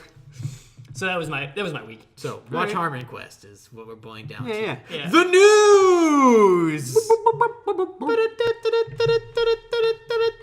I got better at Mario Aces, by the way. All right. So, first order of the news is... Waluigi's really good. Yeah, of course he is. That is not the first order of the news. He's too good for Smash. Oh. First order of the news is Left 4 Dead, spiritual successor, gets announced. Or not announced, but like it's been out for computer early access for a while on Steam, but now it's finally getting a drop on consoles and a full release on What's PC. that game called? It's called Earthfall. Okay. I was not impressed. It's dropping July. No, I watched the gameplay trailer. It's dropping July 13th, which is 3 days from now, it'll be out by the time you hear this. Yes. Right. So if you want a game, and this is from people who have played the game on early access, not from us. From what I've heard, if you want more of the original Left 4 Dead, It's just more. It's more of the same, but made by someone else. yes, and it has like it's at least different enough to where it doesn't just feel like a different map. If that makes sense. Yeah. Is it made by anyone who made? No. Okay. It's not so like Turtle Rock or anything. No. Okay. I have a thing about Turtle Rock, and just to add on to this. This too. is this company's first game, and it's gotten enough like Steam that people really want this on consoles. Yeah. So I'm going to give it a try. I'm gonna guess. And I'll come in that 2 weeks and game- talk about it. Yeah, if that game plays even half as good as Left 4 Dead, it's a decent game, no matter It what. just to me it just Is it a zombie shooter? they're aliens. Okay. Okay. That's why it's Which, Earthfall. I mean, to be fair, they're not just using like a reskin of zombies. They are different. It's kind of like a reskin of zombies. I mean, if you look at it, like all of the special zombies don't look like. I'll play it right. like I mean, they don't look like it, but they act the same way. Is it just in mass hordes of things attacking? Which I mean, that's what they're going for. So it's they want the same feel. Yeah, they just didn't want to blatantly like rip off. Right. They've called themselves a spiritual successor. They know that Left 4 Dead 3 is never coming. Right. And because Valve is done making games, pretty much. Well, again what's the last game they made? I guess it'd be Portal 2, wouldn't it be? Portal 2. I don't know which one. They've done. Didn't they make like a card game? They made a Dota card game. I mean, they update Dota every month. When did Left 4 Dead 2 come out? 2000. Like probably 8, 9, or 10. One of those. Left 4 Dead 2? Yes. I feel like Left 4 Dead 2 came out in like 2012. No, it definitely. I definitely remember playing it sophomore year of high school. Oh, okay. But Josh Young. Either way, these guys know that the game is not going to come out, and they want more games like this series. And again, more games is always better. Right. So I'm not upset by this. To me, it's a spiritual successor. They want it to like be this, but it felt by the look of it like low budget. Like the animations were stilted. It probably is. It just I didn't Came like out the in way 2009. Okay, wow. I didn't like the way that it looked. And it goes back to like it's an indie studio and stuff like that kind of requires a bigger budget. Mm-hmm. I almost would like this game to be done by not an EA but like a bigger company that could have like given it like the AAA. I'm kind of glad that it's made by a smaller company. Specifically, if this game does well, it can maybe go the route of like State of Decay, where the first one had a lot of heart to it. The second one would be like the real version. Right. Yes, and it'll be a lot better because they've made a lot of money off of the first one, and they can make the first one look a lot nicer. Yeah. If that makes sense. Either way, it's coming out July 13th on Xbox and PlayStation and PC. So it's coming out on console on the 13th. Yes. Oh, yeah, crap. because it's been in early access, so this is its official release. Mm-hmm. Yes. On top of that, Go ahead. Turtle Rock just announced they're looking for a new team of people to help to start start development on a new IP on a worldwide known IP. Evolve 2. That can't happen.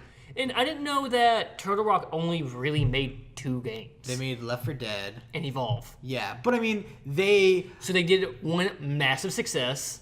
Right. And one just quickly mediocre dead. One quickly dead game. It started off really well, but they did not think about gameplay value after a week. Right. Like it had a lot of heart, but its replay value was not there. And I was always mad at Evolve because I'm trying to remember the controversy. Day 1 DLC was like they had hundreds of dollars worth of cosmetic DLC. And I was always mad at Evolve because I was the loudest person of just like everyone getting mad at it. Like, there's $144 of DLC in this game day 1. How stupid is that? Like, well, it's all cosmetic. Who cares? But then you had to pay for actual DLC also. But then like a few months later, they're like, yeah, we also have 3 new monsters. Like the core gameplay. You can't do both.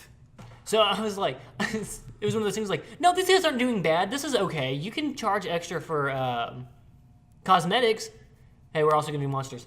God, I was trying to help. Yeah. I was trying to help. I was in your corner.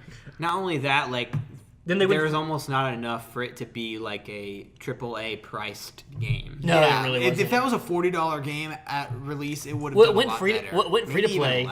No, it went free to play. Yeah, but it was too late. It went free to play at the point to where if your game has been out for this long and go free to play, it's dead. Oh yeah. You are trying to milk any last life out of it. Mm-hmm. I feel like it might have done really well if it started free to play and then had all the DLC into it. Yeah, if it had started free to play and had all that cosmetic, but they were fishing for day 1 money, like. Which is always sad because I liked it. I liked Evolve. Yeah, it was a lot of fun. If they did something more like I'm really glad that I rented it. Monster v Monster, if they did like Monster v Monster, like yeah. So instead of like 4 people versus the monster, Because you throw 2 monsters in the same world and they level up the same way. yeah. So you just have them attack, and then that's just cool. Now I have a 1v1 thing in this game. That way I don't need 5 people. See, I thought it would be a way more fun if they would have added a lot more players. Because in a match, you can only have up to 5 people. But it would have been a lot cooler. Oh, yeah. Four hunters, yes. yeah. I thought it would have been a 4 lot. hunters versus 4 monsters? That would have been amazing. No, I would have much rather had a 20-person match. like something like that where you have like 15 people. That like couldn't work. 3 groups of, or what about 3 groups of 4? So 12 regular people, you're all in your own squad, and then like 3 monsters that you guys are facing. The hard thing would be Okay, Battle Royale game, 80 people, 20 monsters. that'd be really like just 20, just obviously OP. The hard thing with that is do the monsters attack monsters? No. I feel like in this mode, no. It'd be like all the people versus monsters. Because the only problem with that would be like if you remember playing Evolve, if you got caught as a monster At the beginning? at the beginning, you're dead. You can't win. Yeah, I mean, they would need a lot bigger maps, too. You need a huge map, and you need to find. Yeah, that'd be the only issue. Is if more people means you get found sooner, Yeah. which means you die faster. Mm-hmm.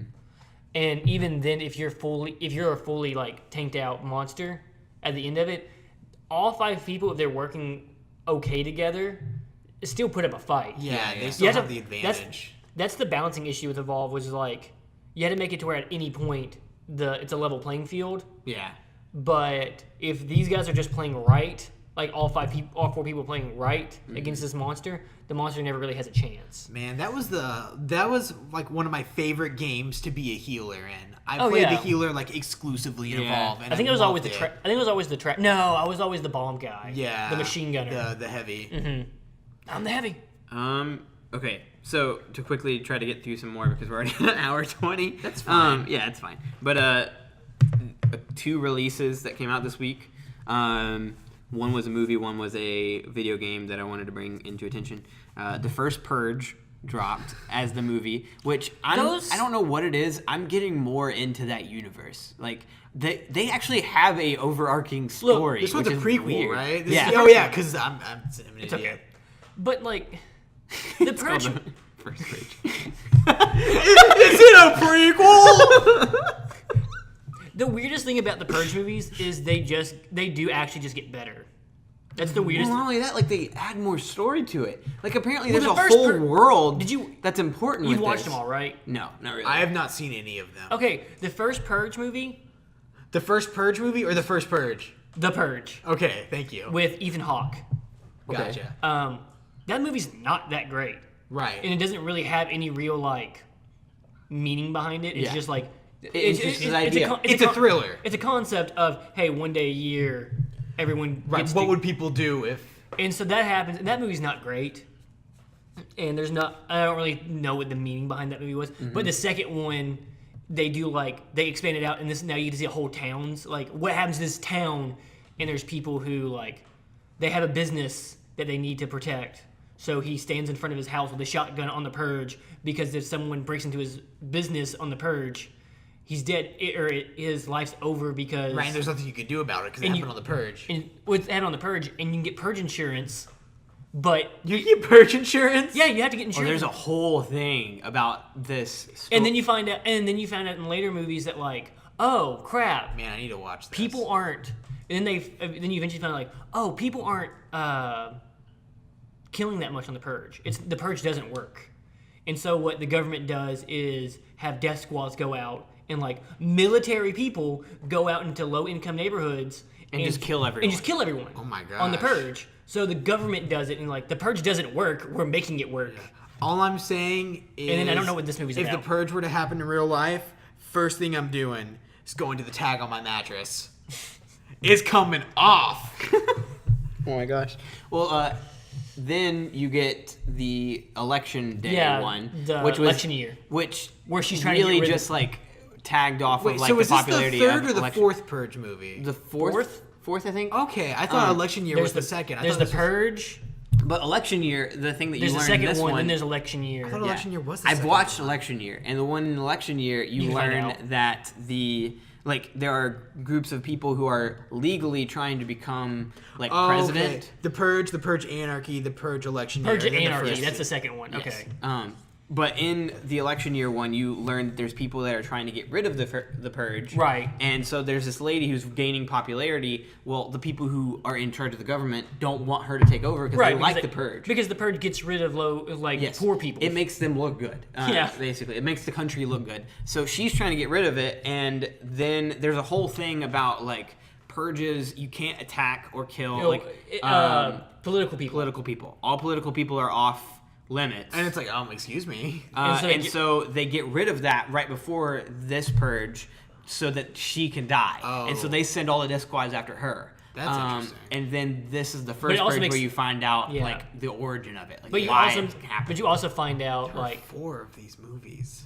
It's and they're just getting more popular too. Right. Because they're getting better. Because that's the weirdest thing to me is they're actually getting better. Because the first purge I did not like. Yes. Because it was very it's like. It was a concept movie. It's also very anti-patriotism, but with no it's very heavy-handed. Yeah. They play the Star Spangled Banner while he's going around with a shotgun and blowing people's heads off. Yeah. It's very look at this. This is what America will become. We're one step away from becoming an anarchy. Yeah. And then it goes, and then you see the actual steps of it. It's oh, no, this is really working. This is actually how this would happen in real life. Oh, but the government's also just killing people. That's why the purge works, because they make it work. Right. They hide the fact that it doesn't work. There was I remember I was working at Family Video. This is the second time I brought this up. Oh well. And a guy who he comes in and he's wearing a MAGA hat. And I'm not saying this is indicative of everyone wearing MAGA hats, but it's an important detail to the story. Please tell me it And did. he comes up and he's getting a Purge movie. And he's checking it out, and then he looks at me, and If you're gonna wear a MAGA hat, I feel like you need to just you need to only be doing super nice, great things. he looks at me and he says, I think we could use one of these. And I'm like, No way. don't nuts. get a movie about murdering people with no consequences and then look at me in the face and tell me that we should get to murder people with no consequences. I was just like, yep. Don't do that. What do you say to someone in that I feel like moment? I feel like whenever you wear a thing that's just the symbol of a that could a have group- negative connotations. not even that could just if you wear anything that puts you in a part of a society, you need to do your best to make sure you're doing the nicest thing. Yeah. I think it's Bill Burr has a whole bit on this. He hates that people with unpopular opinions are the loudest. Yes, Yeah, that's it. absolutely. And he talks about how people with unpopular opinions will just be shouting it in public, and nobody will stand up to them because they're oh, this is really awkward. I just don't want to be, and that just creates them more, wanting to do it more. He said, I wish anytime anyone said anything like that, everyone just jumped down their throats, immediately, just you're an idiot. How in the world can you think that? Just tear, and that was okay. He's I wish that they would just go home. Right, and but if you do never that, say it's that well, again. now I'm the bad guy. Yeah. I love that. I so just much. I like the idea of the person yelling and being we need more purges. This is so stupid. See, and then just see, no one's saying I'm wrong. Yeah, So it's I'm gonna guess you all agree with me. So pick up your pitch knives, your pitchforks, and let's go. Just A take pitch your knife sounds terrifying. take It's like a your pitchfork, but instead of the points, it's just it's a fork. but it's a fork, but instead of the little prongs, it's just knives, just tiny little knives. Okay, well that's a pitchfork with knives. But if you Pitch knife. if you turn a knife into a pitchfork, it's a fork. If anyone wants to buy the idea for a pitch knife, I will sell it for $30. I think those are just called spears. Or a trident. But yeah, I'm sitting here and I'm just let me work my college job at this dying industry and just let me get my $9, not even $9 an hour. I think it was $8.25. And it's I just want to buy ramen, okay? Leave me alone. Okay. What was the game? The game is I don't know if you guys have played this, but it's like a cult classic. I guess is what you could call it, because the people who like this game really like it.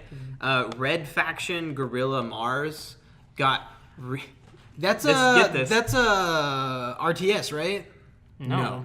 It's a third-person, like, Just third-person shooter. Mars game. But, and the reason I wanted to bring this up is they called it Red Faction Guerrilla, because it's just a re-release, but like updated graphics. Red Faction Guerrilla Remastered.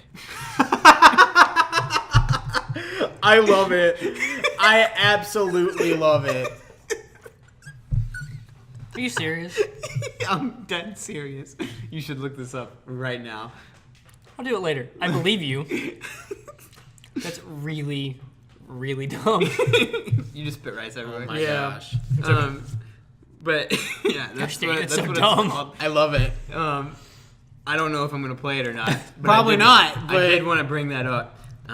That's an important. That's good. That's some hard news right there. Other than that, I have two pieces of news that are not video game related or movie related. Kind of like What TV is this related. podcast called? Mediaphile. I mean, it's still media though. Okay.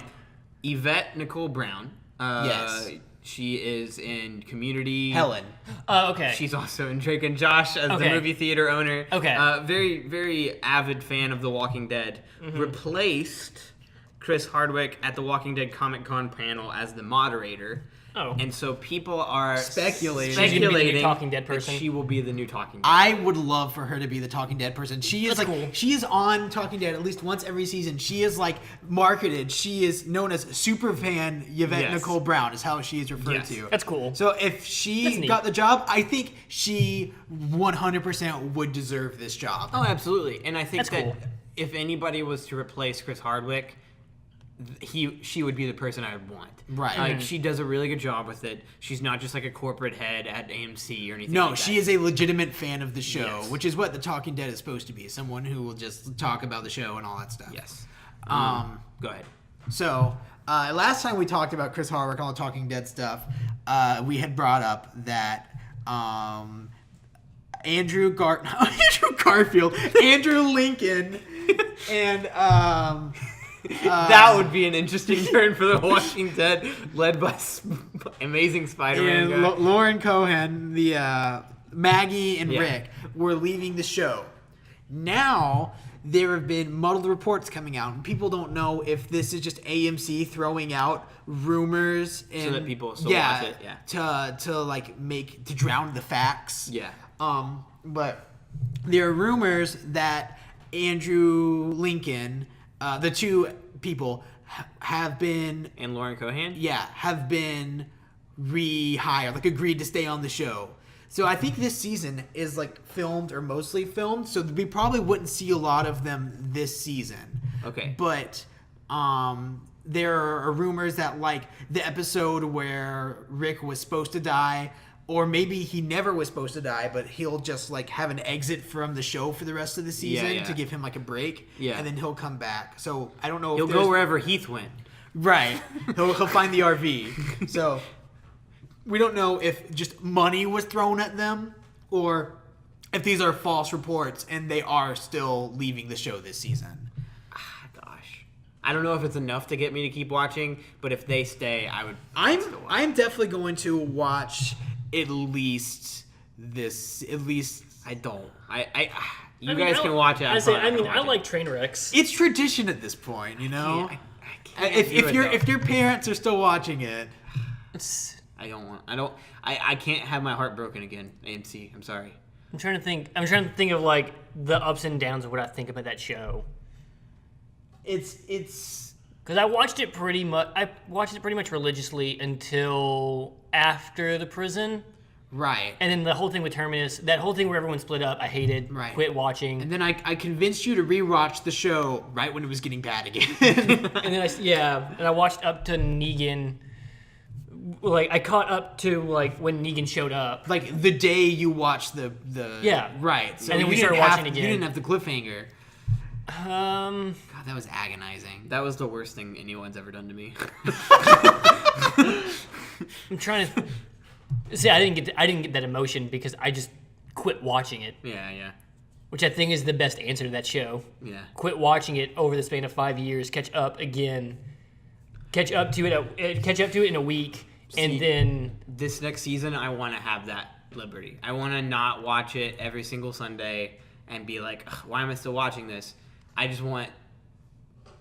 want to look at the reviews, and then like 2 years from now, I'll be like, all right, I'm gonna sit down and watch these. Because at this moment, it's like an abusive relationship of just like, I don't like this. Yeah. I haven't had fun with this for a long time. Yeah. But I mean, I do this all the time, so. I remember all the memories we had together. We we used to have a good time. Remember season 1? Remember season We 2? can have that good time watching something else. That's true. We just need to pick a show. Anyway, the only other piece of news I have is there was a comic that is getting a lot of popularity because in it, Batman and Catwoman got married. Oh. Yeah. So I wonder if Batman's going to have a second kid now. I read the one where he proposes, and it was actually really sweet, and like it didn't make me cry or anything, but like it's a comic. Mm-hmm. And now I want them to have like a little like Bat-Cat kid. Yeah. Batcat. Just call his own. Like, he gets his own comic book, and it's called Batcat. Bat-Cat. Bat-Cat kid. Or just like not even kid, just Batcat. Bat-Cat. I'm the Batcat loaded up with things and next to Do you know Dora the Explorer song? Yes. No. Okay. Okay, that makes sense. I kept seeing a bunch of things like dumb, like Gawker, not Gawker, but whatever, Kotaku articles or whatever. Yeah. Those kind of things of like, why do comic books hate married superheroes? And there's a bunch of articles about that because every time a superhero gets married, yeah, it never lasts. They always revert back to it because it's weird having a married superhero. Well, it's also a like our society looks at marriage as like game over. Well, I think it's superheroes are never done. Well, you also want to be able to put yourself in their shoes. Yeah, and I think it's harder when there's like it's a duo, or also like mixing. It makes the actual story probably more interesting, but I think the appeal of the character goes down. They don't like putting their characters into a box. So it's like they're married, but then they're like, oh, well, we have these stories that we can think of that aren't him being married. Let's just have the devil erase their marriage. God, that's my favorite. That's my favorite thing ever. I would really like and this is coming from a person who doesn't really read comics. So if you want to put a link in the description, comment a link on Twitter or something, or tag me in something that says, hey Josh, this is what you're looking for. But I would really like a comic that is about that from the beginning we get introduced to two people who are married, who have superpowers, and they work together and they do this like all of their stuff together. It's not like one of them is married. Incredibles? Dang it, I was going to say that. I was going to say, I got one. The Incredibles. Yeah, but it's not a comic. So I don't get a whole lot of it. I mean, but like, you know what I mean. You kind of get that with the Fantastic Four. A little bit. Because, like, they're always a unit of four. So when Sue and Reed get married, then, I mean, they're still the Fantastic Four. That doesn't keep them from being the Fantastic Four. It's just, like, I want two that work together and they need each other, and it's, like, perfect version of, like, married. But like the Wonder Twins, but married. Good say. Incest. But married. Yeah. Wait. I can't think of any off the top of my head. I'm trying to think of all the times that superheroes got married. Because even like Superman and Wonder Woman, right? No, Superman and Lois Lane. I know, but like there are comics like where Superman alternate universe things where Lois dies. Yeah. Yeah, I mean, and they don't even get married. They had a relationship in like Injustice. Oh, okay. Well, there you go. They did. Also in the Flashpoint universe, Wonder Woman and Aquaman get together. Well, Aquaman has like his but then it ends. Well, the thing that happens in Flashpoint is they are joining. They're making an alliance. Atlanteans and Amazonians are joining like an alliance, Themyscirans. and they have like I guess a mating ceremony to like solidify it or something like that. Aquaman has a wife. Yeah, I think Tempest is who tries to stop them, and then Wonder Woman cuts her head off and takes her crown and puts it over top of hers. Oh jeez! And so then there's a war between the Amazonians and the Atlanteans. Dude, Flashpoint is so good. Watch Flashpoint. Okay, I'll watch Flashpoint. Also, Bruce Wayne in that universe, Bruce Wayne dies. Like when he's a kid and like there's the mugging, Bruce Wayne gets shot and not his parents. And his dad becomes Batman. And his mom becomes Joker. Okay, I don't like that anymore. Okay, so the Flashpoint universe is Flash decides to go back in time and stop his mom from being murdered. Because when he's a kid, his mom gets murdered. That's like his thing. So he this decides, affects everything else. Yeah, and so he thinks that it's just going to change things a little, but it just completely like warps the world. And now he's back in this universe, and he's the only one who knows that things are different. And this is how, like in 2010, 2011, the DC Comics started their New 52 continuity, because this changed the world. So how this worked was, it's weird. Flash did his thing. Mm-hmm. Flash made Flashpoint the Flashpoint universe, where all the things we're talking about happen. Flash fixes it. Flash goes back, but because there's still micro changes because of all that, which make the New 52. Yes, so he doesn't fix the world completely as it was, which makes it to where the writers can just change things and give everyone new costumes, kind of. Okay. Yeah. So that's what the New 52 is. That's what the new, yes. I never understood what that all was. And then eventually it's they're it's Earth 52, right? Yeah, so there are 52 Earth. worlds in DC Universe, 52 Earths, and the 52nd is the main comic world. Okay, cool.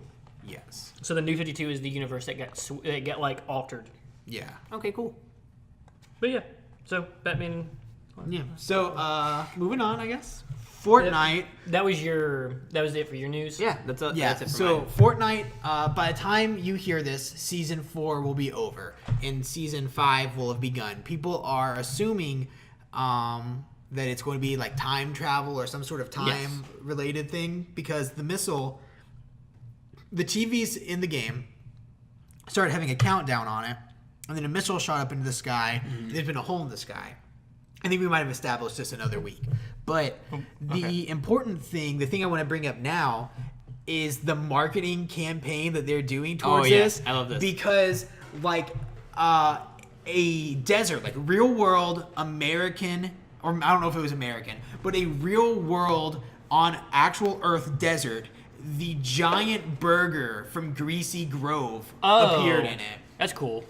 Wasn't it? I saw this. Okay. It was in California. Maybe. I think it was like a desert in California. Yeah, and it wasn't there one night, and the next night someone was there, and the person who found it didn't even know what Fortnite was. That's funny. They posted it on Twitter, and they're like, "What is this?" People are like, "It's from Fortnite." And he's like, "What's people are saying this is from Fortnite?" That's funny. I didn't know that was their marketing campaign. That's really funny. But the reason I believe that guy was just in on it is because he said, "What's Fortnite?" Right. There's no way. it could be if he's an older person with no kids. But he has a Twitter. I mean, yeah, you're not wrong. And his Twitter page picked up enough speed to get like all of this. Like, there's no way. I could see that. That makes sense. And there was also people, I forget the exact details, but they were like people in suit handing out like weird business cards around the area. That's fun. That's really good. And in the actual game, they've been having like a Converse thing where these riffs will just like appear, and like stuff like a chariot will like show up. Did you see the thing that people have been crazy about like today? I was playing earlier. What is it? Well, like not in the game, but like on Twitter, everybody's sharing pictures. Apparently, that's not the only thing that's been appearing in real world. Mm-hmm. Like all around, like there's one in England, one showed up in Poland, one showed up like some other place in Europe, another one showed up in America. There have been llamas. Like, yes, from the okay, game I heard about that. have been popping up in the real world. Like the pinatas? Yeah, the pinatas. The pinata llamas. The ones that you like hold down and you get like a bunch of Yeah. Which I didn't know those were in the game. That I saw those because I play Fortnite like maybe once every like 2 or 3 weeks now. I play it a lot. Mainly, I started playing it a lot this past couple weeks because the season was about to end, and I wanted to get a specific cosmetic. I only I only now play if I'm asked to play. I never turn the game on myself. I forgot to say this in the what am I playing thing. I sat down, I played with a couple of people who were really, really good at the game. Finally got a win. Finally got the W. But after all this time, I've gotten wins in 20v20, v20, v20, v20, and then 50v50. Right. But I'd never gotten a solo win or a squad win. Yeah, because the 20v20, v20, that's a 1 in 5, and the other one's a 1 in 2. Yeah. So this one, though, I joined a group of 4, and it was one of the best feelings ever in a video game I've ever had. Like, we were slowly, like, we got the lucky start where, like, all of us dropped somewhere, and there was only one other crew. We took them out, and then by the time we had gathered enough stuff, like supplies and all of our stuff, we all had shields, full health, and there was only 30 people left. Right. And we were like, okay, well, let's just go this way. And the guys I was playing with just massacred everyone. And I got like maybe 1 kill that game, but I won. That was the important That's all thing. that matters. See, the highest I've ever gotten was 2nd, and that's because I was playing on Switch like the first like 2 weeks. Yeah. Where little babies were playing. Yeah. And it was the best because when you played on Switch, either people weren't using like headphones or we weren't playing on TV, they were playing like handheld. So you would play and you could just play, and if you shot somebody, they would just spin around and look frantically and then just shoot again. And because they didn't know where you were because they couldn't use like stereo vision or stereo sound. It was just funny because the people I played with, like I knew I was probably gonna get a win because when I joined them, I'd never played with them before, but I was friends with the person that was friends with them, and I told them, I was like, they were like, you guys want to squad up and play? Because we were in like playground mode or whatever, and I was like, yeah, I just wanted to let you guys know though, I'm not good and I've never gotten a win. And then one guy was like, oh, you never got a win?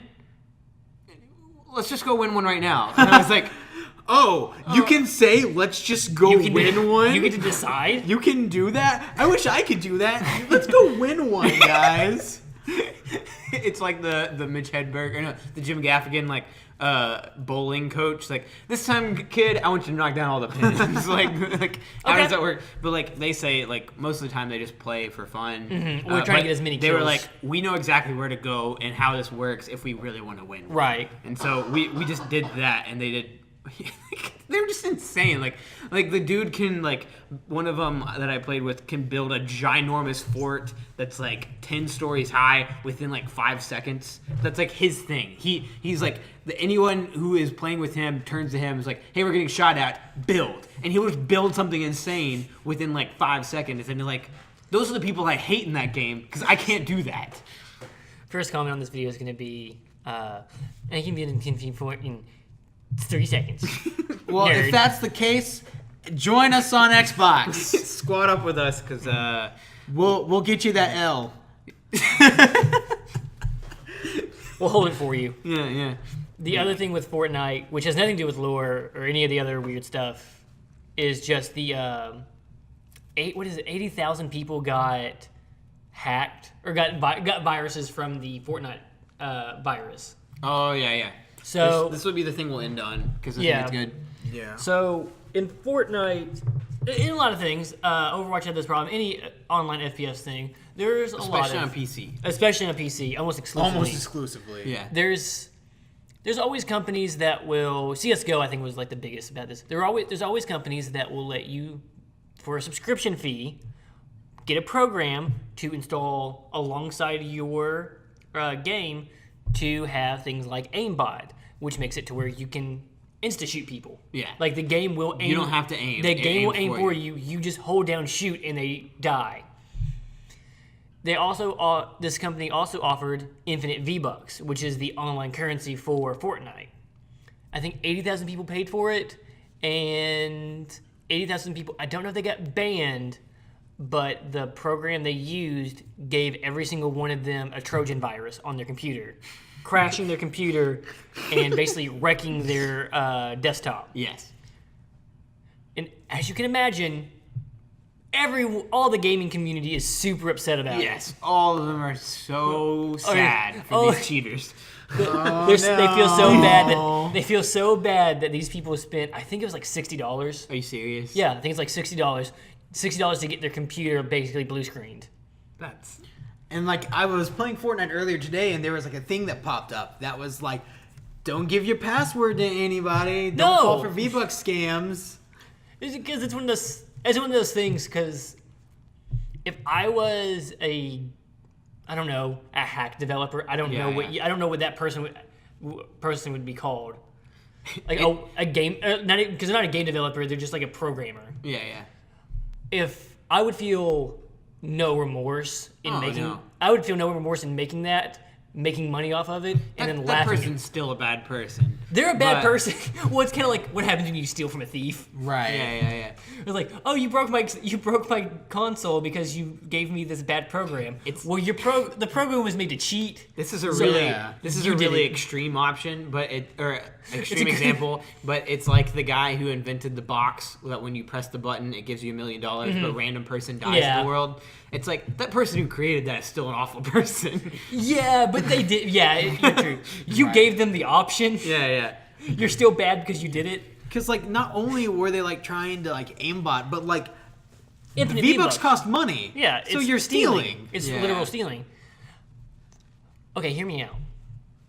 Epic made that program.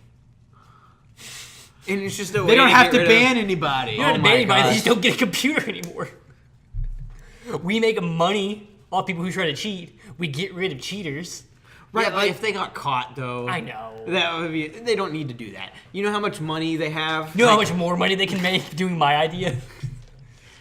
It's kind of like when pirated... It's kind of like when companies, like, release pirated versions of their movie. Yeah. But in the middle, there's like a vuvuzela or something, like for the entire time. Oh, yeah. Is that how you say that? Isn't it a vuvuzela? I think it's a vuvuzela. I think it's a vuvuzela. He has a shirt and it literally says Honduras on it. I think he's right. Vuvuzelas aren't Honduran. It's a soccer thing. See? He's wearing a soccer jersey. Wait, so you think Honduras has to be soccer? That's racist. It is a soccer jersey. I am a Is this a soccer 24-year-old white male. Is this a soccer I jersey? should know. Yes, it is. Okay, see?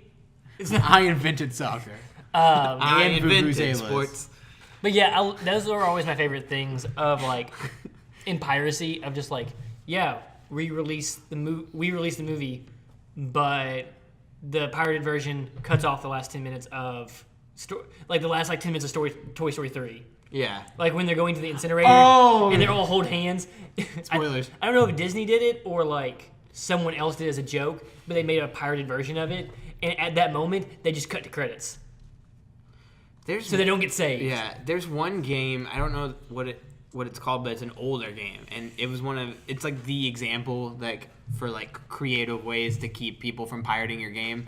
But it like the whole concept is it doesn't allow you to save like the whole time. And so you'll play through the game and then you'll die, and then all of a sudden it's like, oh, well, all my saves are gone. No. It's whenever you reload up the game, all your saves will be deleted. And so you can spend like 4 hours playing this game, save, and then go off of it, and when you come back, all your saves are gone. But if you sit down and play through all of it, at the very end, it'll show you like the final boss, and then as you try to play the final boss, the game crashes, and like it doesn't allow you to play it either.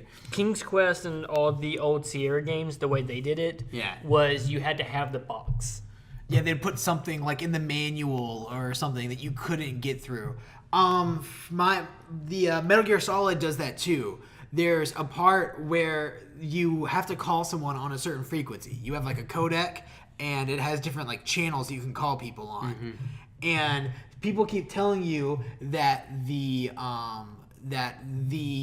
frequency you need is on the package. Like they just keep saying the package. And I was so confused for the longest time because I was borrowing it from someone, so I had the box. Yeah. But on the box, one of the like images of the game on the back is you calling that person on that frequency. Oh, that's so cool. if you don't have the box, you don't know what the frequency is. Yeah. This is the original Metal Gear Solid. Yeah. Yeah. With Psycho Mantis. Yeah. You're calling the lady Merle for the first time. Meryl. But yeah, I'm not that upset about those Fortnite it's so funny. Right. I almost said losers. Fortnite losers. I love any kind of like any kind of cheating thing that just backfires super hard. Yeah. It's just super cathartic. So in conclusion, cheaters never win. Winners don't Never get caught. cheat. Winners don't get caught. Winners don't do drugs. Cheaters never win because they got caught. Yeah. Yeah. Thank you for listening to Yeah. Mediaphile. And just remember, guys, cheat, just don't get caught. Yes. Love you.